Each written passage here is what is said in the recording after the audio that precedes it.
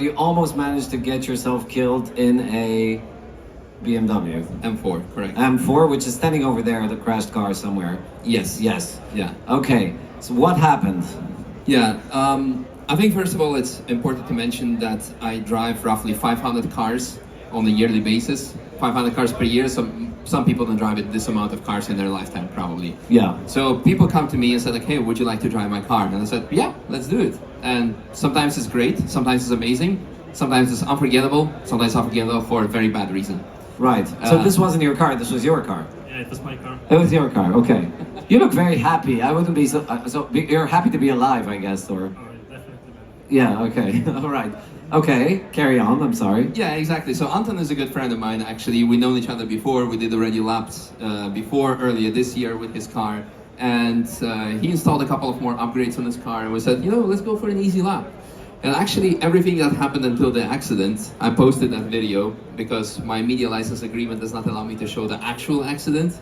But because of reasons? Because of reasons, because of PR reasons, protection. Okay. They don't want people to get excited by possibly crashing. Yeah, possibly, okay. Indeed. And to protect also the identity of people who are involved at the end of the day as well. Of course. Yeah, that makes so they need to draw the line, either for everyone or for nobody. So crashes are not allowed. If it's in racing, sure, go ahead. I love the sentence, crashes are not allowed. That's yeah. Yeah, so if you see the video that happened up until that moment, it was actually quite a boring lap. I don't know if you can confirm. Yeah, I was sleeping, literally, man. Could have done better. So I saw him like, dude, you sleeping? Should I maybe wake you up with something? Let's try something else here.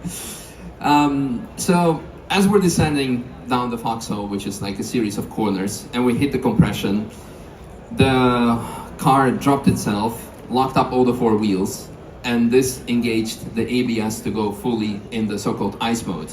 So, right. And as much as I pressed the brake pedal, not much was happening. So the car, we managed to go uphill, full sideways, and then eventually we came to contact with the barrier. So wait, does the computer brain of the car made you crash, really? Because it thought that something was happening that wasn't happening, or what happened? It's hard to say. I mean, there are lots of cars out there that react in a different way on the loss of grip. So for example, when the car jumps or goes over the bump and the car thinks like you have no grip because your wheels are in the air. Renaults do that, some BMWs do that, some other brands do that. So you need to know, okay, if I'm going to hit the bump, I need to not be on the brake, because otherwise it will prevent you from happening. You can Google it, it's called ABS ice mode. And when you hit certain bumps or jumps, it will avoid you from braking and you will end up in the wall. It's something that you need to anticipate. My car does that from time to time. When you have like washboard surfaces, yeah. It's an old ABS system, it's a 2001 911. It goes, and then I have no brake because it thinks the car has contact with the surface when it doesn't, and the other way around. So exactly. I hate that. Exactly. So it can be good, it can be bad. In this case, this was quite horrible, but it was triggered because the car went through the compression and all the wheels, or at least definitely the rear wheels, because we have the rear camera footage, they locked up, and the car thought, okay, there is no grip, so braking makes no sense. Let me wait until that grip comes, maybe in 3 or 4 seconds, and at that time it was already too late. So we can talk about it, we can blame the technology, makes no sense. We can definitely not blame BMW because all the components were different. Remap, so you don't know how it affects the ABS system. That was my question, because of course we're at a festival where cars are modified, so yes. I was like wondering, how did that affect the... Because, again, the car had different brake pads, different tires, different suspension, different connecting rods. Something, whatever it failed, maybe, possibly, at the end of the day, what we need to know is A, we're both here fine. That's the important thing. It saved you, yeah. That's the safety. Yeah. And the second thing, nobody asked me to go 250 plus kilometers per hour through that section. I've done it hundreds of times, but it's driver's responsibility to take it easy or leave enough room for mistake. Mistake happened, was not enough safety reasons. So this is why I said, I'm taking the responsibility, whatever happens, like I've done also with my previous crashes, and we're going to rebuild the car. Now, if you see the state of the car, you're gonna say, how the hell are you gonna rebuild that? We're not going to literally rebuild that particular car. I and some people and some sponsors and some supporters going to make sure that Anton here is going to get the same car, if not better, by the time we're finished. Maybe you can say something about it. I mean, all of my cars were usually modded. sometimes Just a bit closer to the mic. sometimes Yeah. fast. Yeah. So I'm just trying to say that definitely the next car will be better. Every time something breaks, it's a reason for an upgrade. So now we broke the whole car, so we're gonna upgrade the whole car. Exactly. Yeah. I was wondering about this because you have, so of course, again, we're at a modified car festival. People do all sorts of things to their cars, from super crazy, super crazy things to things which are completely abstract. Like there's a car there that doesn't even have its wheels on. It's like skateboard wheels or something. So basically, you know, the sky's the limit and your imagination is the limit.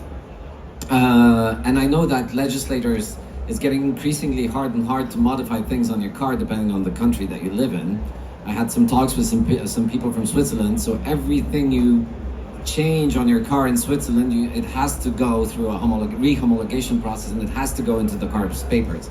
In Poland here, nobody cares. I mean, I have an exhaust system that's different than what I should have. It's freaking as loud as it breaks the windows in apartments, etc., etc.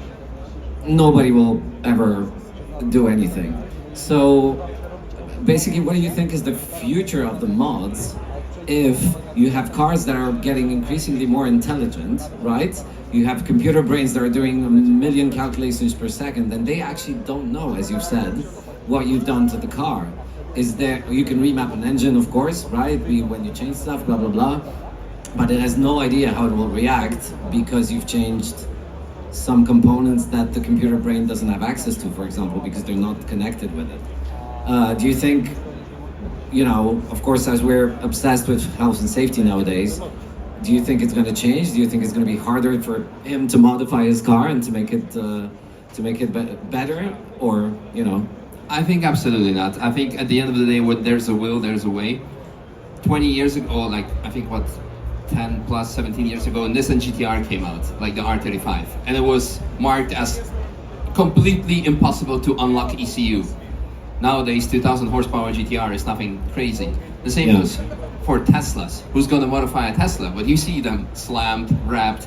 At the end of the day, it all depends on the type of style that you want to perceive. You mentioned different legislations. I mean, in Germany, Switzerland, you indeed need to put the mods in the paper of the car. They need to be homologated, they need to be done. There are countries out there that prohibit any kind of tuning, it's not allowed to. But people from those countries come with fully modified cars on license plates, they drive them because they don't care, in a way. So, we car guys are junkies. We need to get our way of, like, our drug, which is either adrenaline on the racetrack, or Instagram clicks, or I don't know, or trophies out there, or just simply because we love that connection that we don't get with human beings. And we're gonna find a way to actually chase that connection and do it. So no legislation or no whatsoever gonna stop the crazy guys that are out here to build the sickest cars out there.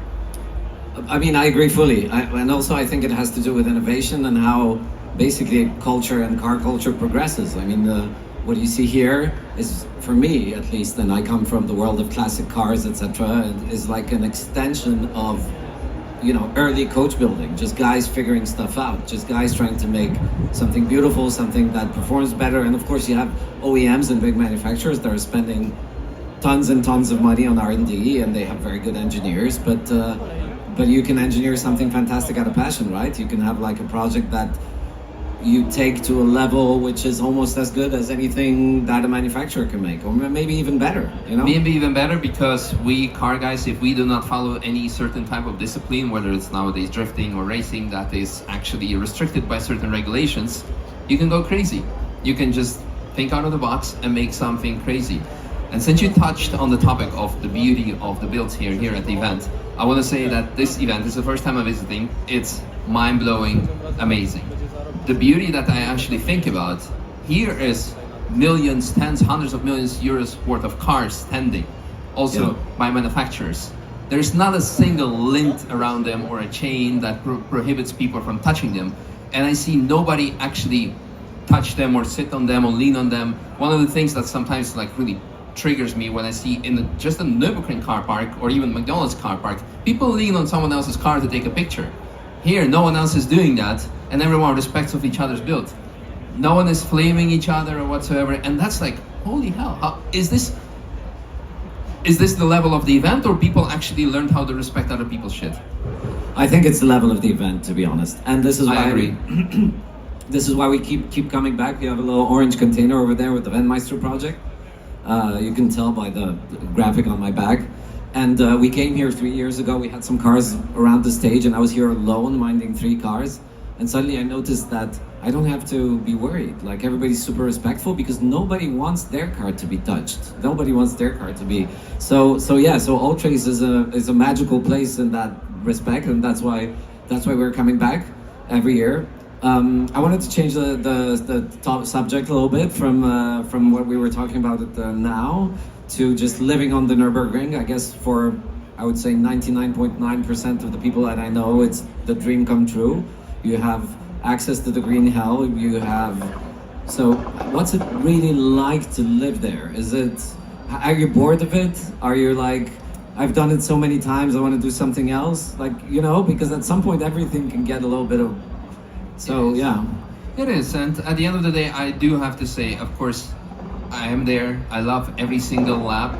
Even after all the near fatal things that might happen, I'm still gonna go out there and still do those laps, because I know I might walk out of the gate here and gonna get hit by a bus. Certain things. Most people die at home, I have a private story. I have a girlfriend, she's a rally driver, and last year she wasn't here at Ultrace because both of her teeth fell out. And everybody would assume it was a rallying accident, but she fell in her bathroom and knocked her teeth out. So exactly, yeah, you can have the worst accident in the world at home. So yeah. Yeah, as my mom says, the one who's destined to burn alive will not drown. Exactly. Yeah. Anyway, back to the topic of living at the Very good one. Back to the topic of living at the Nürburgring. The grass is always greener on the other side, so most of the people who watch my videos, they get to see me having fun, sometimes less fun, but trying to make fun out of those things as well, and it's amazing. But, daily life, first of all, half of the year, nothing is happening. The track is covered in snow, I go somewhere far away into a warm country or visit something else, somewhere else, but also private life. I'm driving 45 minutes to a barber that I trust. Men and their barbers, you're gonna go probably to the other side of the world, that's one thing. But cinema, forget about it. Also, 30 minutes or 40 minutes away. In terms of actually living there, the weather is bad most of the times, especially as a dog owner with a long-haired Australian Shepherd that goes through the mud. It's like, I wanna go somewhere else.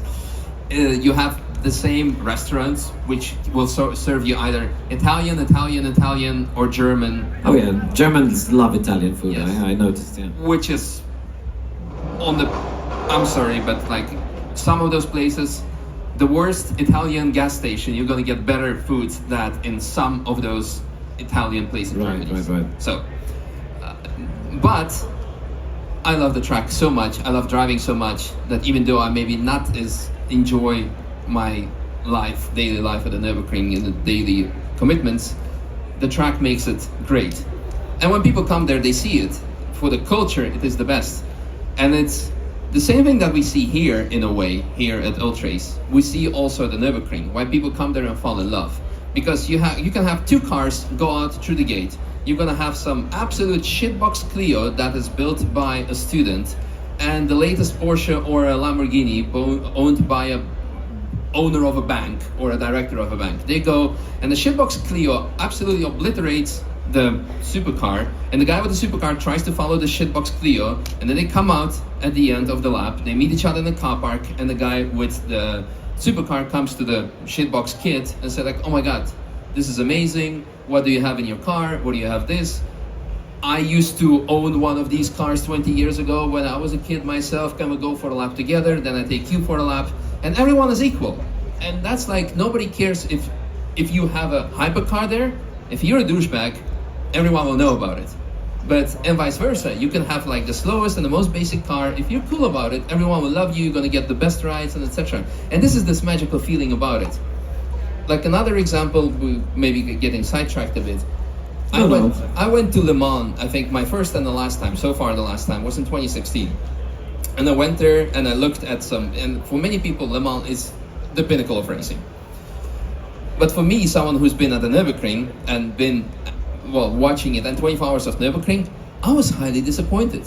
The reason for that, because 24 hours of Nürburgring, you buy one ticket that might cost you between 30 to 100 euros, depends if it's for a day or for a full weekend, and that's kind of it. And you get everywhere you want to go. For Le Mans, I had some special backstage tickets organized by the father who is part of organization, yada yada yada. And then I was like 3 kilometers away from the track. So if you want to come closer, you need to buy another VIP ticket, and another VIP ticket, and super VIP ticket. And I'm like, do you want to bring the motorsport, essence of the motorsport, of the car culture to the people? Or do you want to have your private, look at us, we're so cool kind of club? They're French, you know? And no. No, but it's true. It's very true. I've been there, and I've been to the Classic, and there's a real pecking order. The worst pecking order is actually, that's not a real race, but it's Goodwood, you know, Revival, Yes. Festival of Speed. You really need to know where you can go and where you can't go. The Nürburgring 24 hours has only been once, but it's very egalitarian.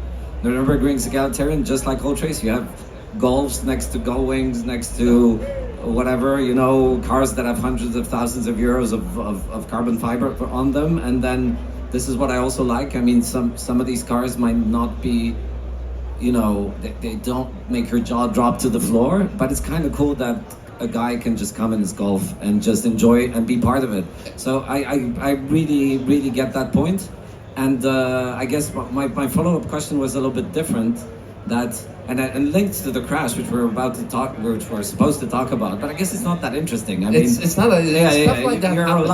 alive. I mean, we're alive. It's part of the game. I mean, all the pro drivers crash, or the normal drivers crash. Someone decides to talk about it. Someone decides to keep it a secret because they don't want to be seen as a loser. I mean, in our own race team, there is someone who had 3 crashes, and people don't know about it because they decide not to talk about it. And that's I decide to either educate people or say things like that can happen. How are you going to deal with it? Well, we're going to rebuild the car and come back even stronger and go even faster lap.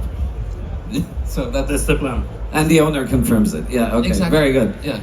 But my question was, do you still find things that you learn, except from mistakes, when you drive at the ring? You're like still going and thinking, oh, okay, I didn't think of that. We could go a little bit faster here, or oh, it behaves like this now because of the time of the year, or the temperature, or the moisture in the air. Or is it still interesting intellectually for you as a driver as well? Yeah, no, absolutely. I mean, the beauty of the Nürburgring is the track changes every year. Whether it is intentional by the track management because they resurface certain sections, because there are roughly maybe like 70 types of tarmac on the track throughout the years, because they cannot resurface the full 21 or 25 kilometers, depends how much you basically are counting. And one section gets resurfaced, now you have a bump. Or you do not have a bump that used to be there because there are lots of trees growing, there is a root coming underneath the track, so there is a bump. Or a crack, or a new curb, or another curb, and you need to learn how to take it. The cars change as well. I mean, we have cars with more aero, less aero, tire technology, certain sections you can take flat, not flat out. I happen with people that drive maybe like significantly less or more often, or less horsepower cars, and I see certain lines that they take. I'm like, why did you do it? Yeah, because it works. It works for my car. Like, yeah, I see that, but I would have never thought of that. So there are lots of things that you really, that's probably why I am there for so long, because no matter what, the track is evolving and every lap is different and every lap tells a different story. But at the same time, at the end of last year, I said I would like to do more outside of Nürburgring, and this is why I'm here. And that's why I visited a couple of other events, and also will be visiting more others. And because I start actually, in a way, rediscovering the passion and love for cars, because it's not a single lap every time, not just performance cars, but also like culture like this. And it's amazing. Like I come here and I see how like the stance or show and shine scene has evolved, and it's amazing. It's really, really cool to see what people do. And then at the end, it's like cars. Cars is the best thing that unites people, I think, because nowadays, or excuse me, not nowadays, but as of now, we have the Euro 24 football going on. We have here guys who drive BMWs, Volkswagen, JDM, UK DM, who cares what kind of DM, with different colors, wheels and stuff. And everyone gonna say like, oh, this is cool, this is nice. You know, you have more camber, you have different color, that's amazing. in football, you're gonna hit each other's teeth because you have different taste or that you represent a different club. And that's why I love car guys and car culture. This is amazing. Also, somehow cars are universally understood, I feel. So even I read this somewhere as a description of what they do is you can have a fancy watch, you can have a tailored suit or some kind of a t-shirt that's all the fashion, but it won't be understood universally. But if you go through a Moroccan village, let's say, somewhere in the mountains in a Rolls Royce, people will know that something special has happened. Or in the Ferrari Testarossa, as Harry's garage did at one point. So cars are somehow, they're more than just objects. And of course, as we keep touching on, I think these shows and all of these events, whether they're small or they're big, they're about people more than cars, because the stories are the things that are interesting, like we're talking right now, and the metal is kind of the follow-up, let's say. But listen, we could talk for hours, I guess. I have to come to the Nürburgring and pay you a visit, and I really want to drive with you now. I wanted to ask you a little bit about what was the drive, because as a Pole, obviously I saw the episode. I wanted to ask you, what was it like to drive with Robert Kubica? And I think I need to we have to touch on it. Yeah. Yes, we should definitely say it, because that video not only did it kind of definitely kicked off my YouTube career more than it was before, because it was my first ever trending video on YouTube.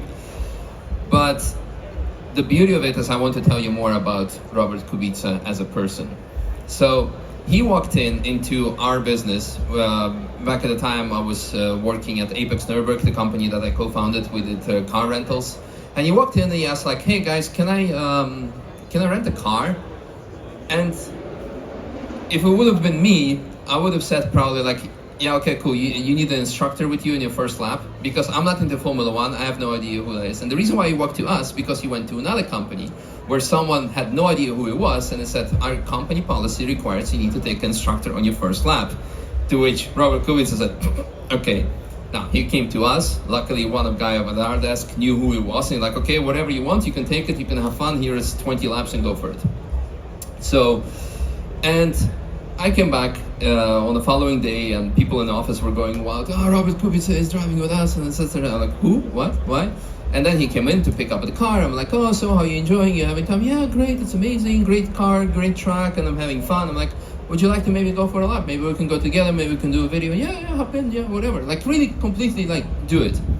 So he was driving that car for I think for a period of full week almost. I think 5 days. I think he skipped 1 or 2 days because he was there for DTM.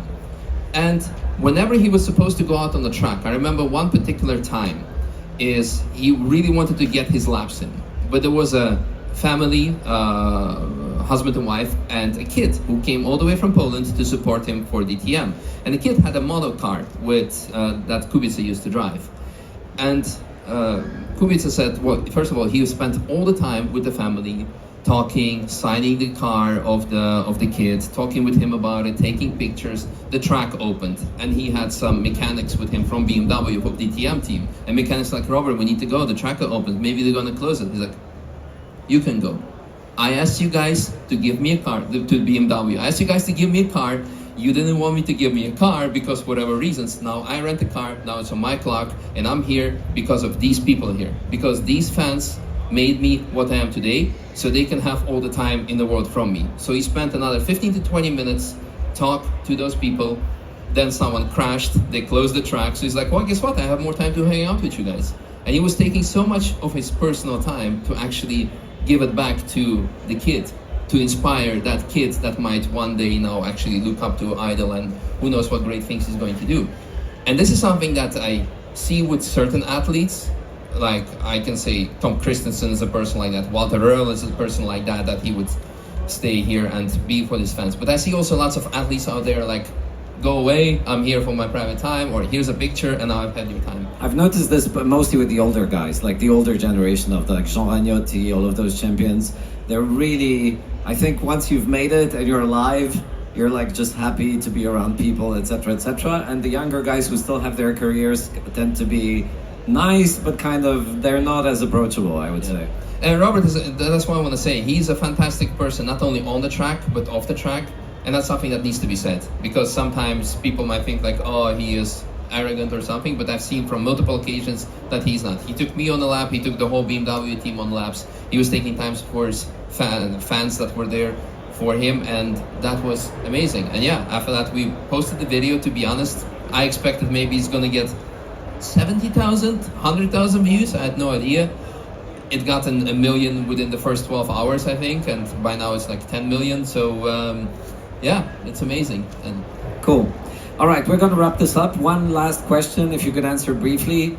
If you could give anyone here, all of these people here, one driving tip how to drive better, what would it be? drive for yourself. Do not try to impress anyone, because everyone, even if you win the 24 hours of Le Mans, of Nürburgring, who can name who won the last F1 race? Majority of you probably don't, because you probably don't care. But who can name the last crash and who crashed when? Because everyone will remember your mistakes. So drive out there, take it slowly, step by step, and just do it for yourself, not for anyone else, not for YouTube, for Instagram, for your friend or at the bar. Because here are maybe 200 people standing here. I might come back home and say like, I gave speech to 2 million people, and everyone's going to believe me. So don't try to look for appreciation. You love cars, you build those cars for yourself, and also drive them for yourself. And that's how you're gonna get respect from the machine back to you, and also respect from other people who are driving with you or see you drive. And everybody will gonna have a happy life. Thank you. Thank you very much. Wise words.